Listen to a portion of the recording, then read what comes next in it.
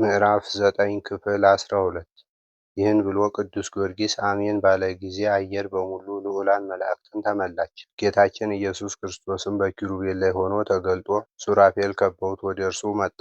በጌትነት ተገለጠለት። ነቢያት ሁሉ በየወገናቸው፣ የአበው አለቆች፣ ሐዋርያት ሁሉ፣ ሰማዕታት፣ ጻድቃን ሁሉ፣ ማኅበረ መላእክትም ሁሉ በየወገናቸው ጌታቸውን እያመሰገኑ ወደ እርሱ መጡ።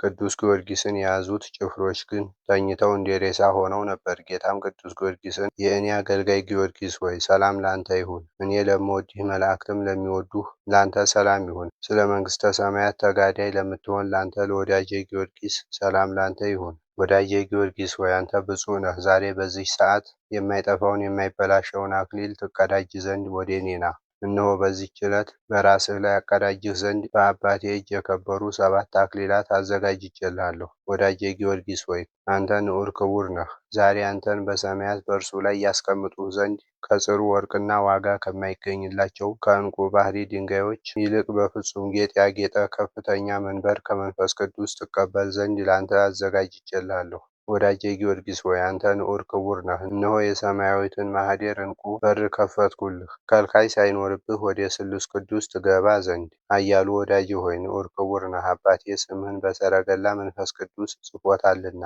አምላከ ጊዮርጊስ እርዳኝ የሚለውን ሁሉ እኔ ፈጥኜ እሰማዋለሁ። ወዳጄ ጊዮርጊስ ሆይ በአላውያን ነገሥታት ፊት ስሜን አስታውቀሃልና ንዑድ ክቡር ነህ። እኔም ደግሞ ብርሃንን ተጎናጽፈህ በመላእክት ፊት እገለጥልሃለሁ። ወዳጄ ሆይ በእነዚህ ዓመታት ከአንተ በቀር ከሰው ወገን ማንም በስሜ ሊያምን እንዳልቻለ እነግርሃለሁ። አንተ ብቻህን ተገኝተህ ዓለምን ሁሉ በሚገዙ በሰባ ነገሥታት ፊት ቆምክ። ኤጲስቆጶስም፣ ቀሳውስትም፣ ዲያቆናትም ሕዝባውያንም ቢሆኑ በዓለም ሁሉ ከአንተ ብቻ በቀር የተገኘ የለም። ወዳጄ ሆይ በማይታበል ቃሌ እምላለሁ፣ ለአንተ የማልኩትን መሐላ አጸናለሁ። በሰማያትም በመንፈሳዊ ፈረስህ ተቀምጠህ ለስሉስ ቅዱስ ትሰግድ ዘንድ ከማኅበሮችህ ጋር በመጣህ ጊዜ ጻድቃን ሁሉ ያውቁሃል፣ የሰጠሁህንም ክብር ያውቃሉ። ወዳጄ ሆይ አንተ የእኔ ወዳጅ ጊዮርጊስ እንደሆንክ አውቀው ቸር አባቴ እንዳዘዘ ሁሉም ይሰግዱልሃል። ወዳጄ ሆይ እነሆ በዓለም ሁሉ ለሚጸልዩ የድኅነት ወዴ ቢሆን ዘንድ ስምህን ከስሜ ጋር አንድ ያደረግሁት። ከሥጋህ ቁራጭ ከልብስህ ቅዳጅ ለማግኘት የታደለውን ሁሉ ስለ ስሜ በተቀበልከው መከራ የታመነውን ከመከራ ሁሉ አድነዋለሁ ብዬ በራሴ ማልኩ።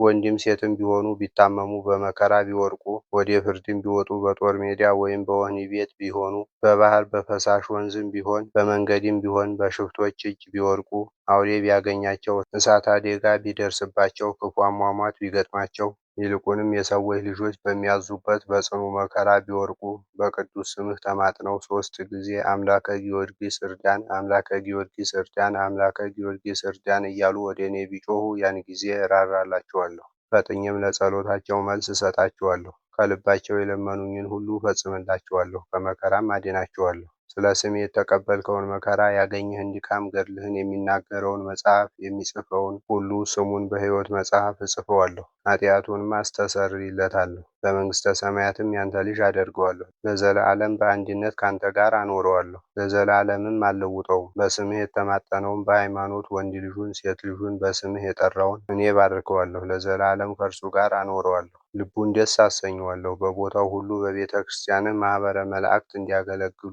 አደርጋለሁ። ለቤተ ክርስቲያንህ ዕጣን፣ መብራት፣ ስንዴ፣ ወይን የሚሰጠውን በስምህ ለተራበ የሚያበላ ለተጠማ የሚያጠጣ የከበረውን የመታሰቢያህን ቀን የሚያከብረውን እኔ በዚህ ዓለም እረዳዋለሁ። በሚመጣውም ዓለም ከአንተ ጋር በመንግሥቴ ደስ እንዲለው አደርጋለሁ። በስምህ ለተራቆተ የሚያለብሰውን እኔ የክብር ልብስ አለብሰዋለሁ። ለቤተ ክርስቲያንህ በስምህ መብራት የሚያበራውን ዕጣን የሰጠውን መላእክት እንዲያበሩለት አደርጋለሁ። ወደ እኔም ደስ ብሎት ይመጣል። በስምህ እንግዳ የሚቀበለውን እኔ ኃጢአቱን አስተሰርይለታለሁ፣ ለዘላለም በመንግሥቴ እቀበለዋለሁ። በስምህ ምጽዋት የሰጠውን እኔ ከቅዱሳን ጋር እቆጥረዋለሁ። ከዚህ ዓለም ሀብትም ምንም እንዳያጣ አደርገዋለሁ። እኔ ፈጣሪህ እግዚአብሔር ነኝ። ከአንደበቴ የወጣውን እፈጽማለሁ እንጂ አልለውጥም። ወዳጄ ጊዮርጊስ ሆይ በራሴ ማልኩ። ሴቶች ከወለዱት ሁሉ ዮሐንስ መጥምቅን የሚበልጠው አልተነሳም ያልኩትን እንደፈጸምኩ፣ እንዲሁም ከአንተ በፊት ሰማዕት ከሆኑ ከአንተም በኋላ ከሚነሱ ከሰማዕታት ማኅበር ሁሉ አንተን የሚበልጥህ የለም ብያለሁ። ወዳጄ ሆይ ወደ እኔ ወደ ሰረገላ ኪሩቤል ታድርግ ዘንድ ሰማዕትነትህን ፈጽም። ለቸሩ አባቴ ለመንፈስ ቅዱስ ቁርባን አድርጌ አቀርብልሃለሁ። ሰማያውያን መላእክትም ካንተ ጋር ደስ ይላቸዋል፣ ሁሉም አንተን ለመቀበል ይጠባበቃሉና።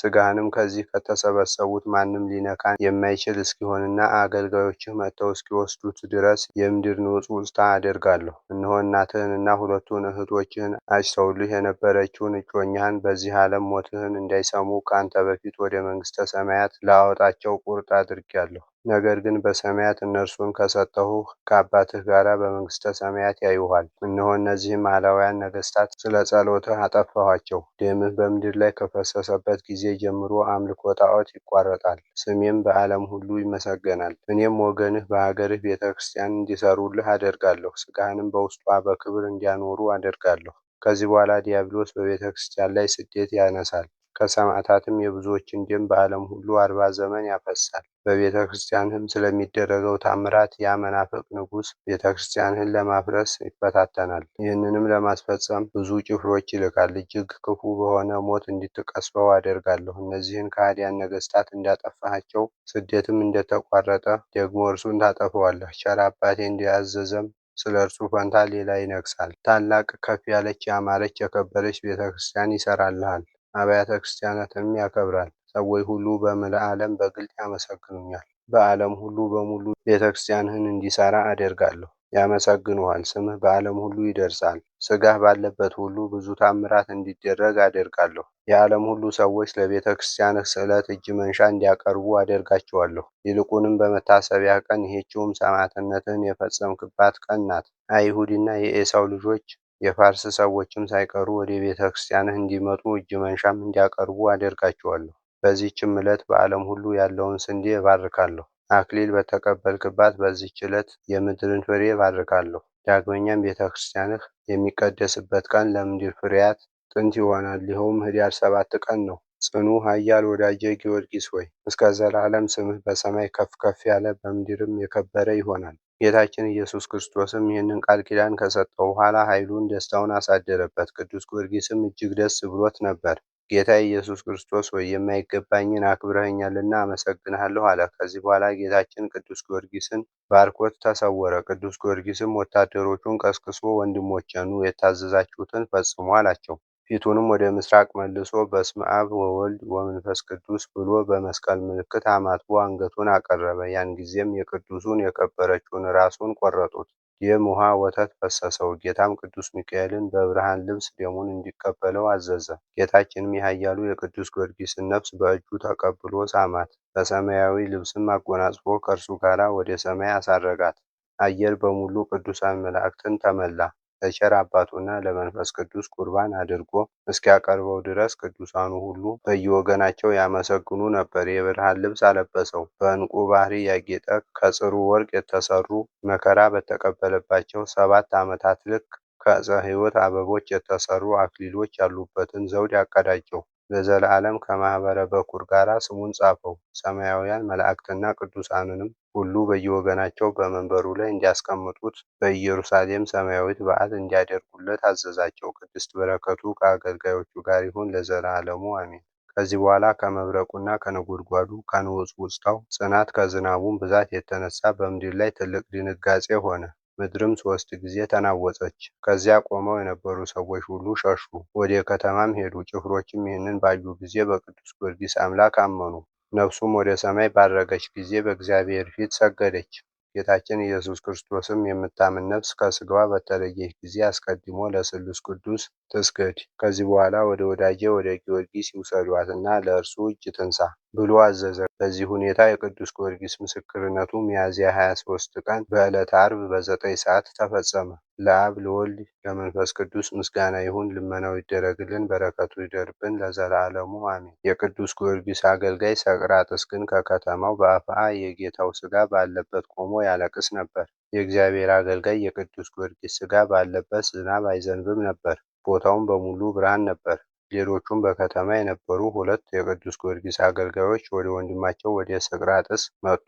እርሱ ግን ከከተማው ውጭ የጌታው ሥጋ ባለበት አጠገብ ቆሞ ያለቅስ ነበር። ጌታቸውን ራሱን ተቆርጦ ባዩት ጊዜ በግንባራቸው ወድቀው ሰገዱለት። አለቀሱ። ስቅራጥስም ጌታችን ለቅዱስ ጊዮርጊስ ያለውን ሁሉ በነገራቸው ጊዜ እጅግ ደስ አላቸው። የቅዱስ ጊዮርጊስን ራስ ከከበረች ሥጋው ጋር አገናኙ፣ አንድ ሆነች። ሰይፍ ያረፈበት ምልክት አልተገኘም። አገልጋዮቹም እርስ በርሳቸው እግዚአብሔር ጌታችንን በመንግሥተ ሰማያት እንደተቀበለው በእውነት እናምናለን፣ የነገረውንም ተስፋ ሁሉ እንደፈጸመለት እናምናለን ተባባሉ።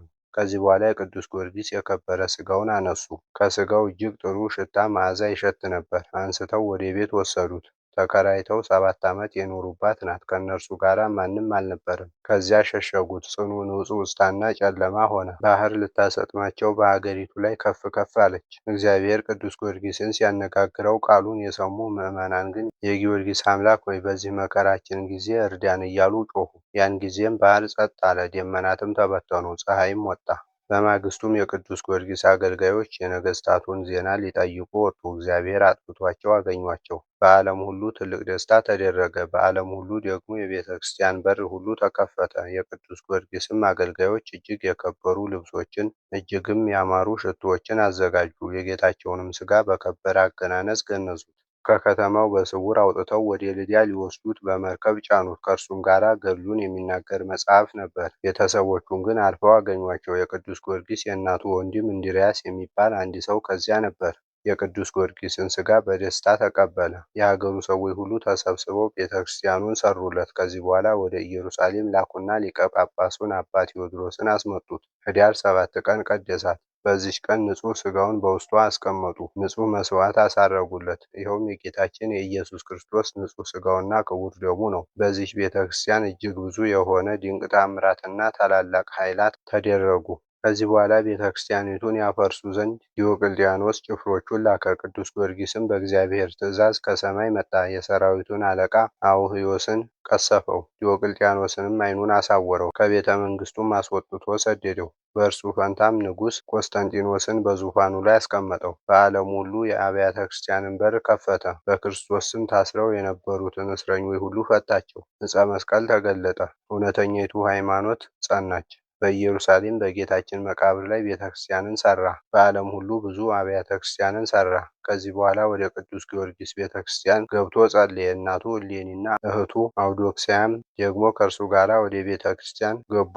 ቅዱስ ጊዮርጊስም በራእይ ተገለጠለት። ለነፍሱ የሚበጀውን ሁሉ ነገረው። በልዲያ ሀገርም የቅዱስ ጊዮርጊስን ቤተ ክርስቲያን ከፍ አድርጎ የሠራ እርሱ ነው። የመጀመሪያይቱ ትንሽ ስለነበረች አሰፋት፣ ያማረች የምታስደንቅ አድርጎ ሠራት። ብዙ ታምራትና ድንቅ ድንቅ ኃይል የተደረገባት እርሷ ናት። እነዚህም በልዩ ልዩ መጽሐፍ ተጽፈዋል። ሚያዝያ 23 ቀን ዓርብ በ9 ሰዓት ተጋድሎውን የፈጸመው ንጹሕ ሰማዕት ጊዮርጊስን ላከበረው ለእግዚአብሔር ምስጋና ይግባው። ከቅዱስ ጊዮርጊስ ጋር ንግሥቲቱ እለእስክንድርያ ጭምር ሰማዕት የሆኑት ሰዎች ቁጥራቸው 110,000 ነው።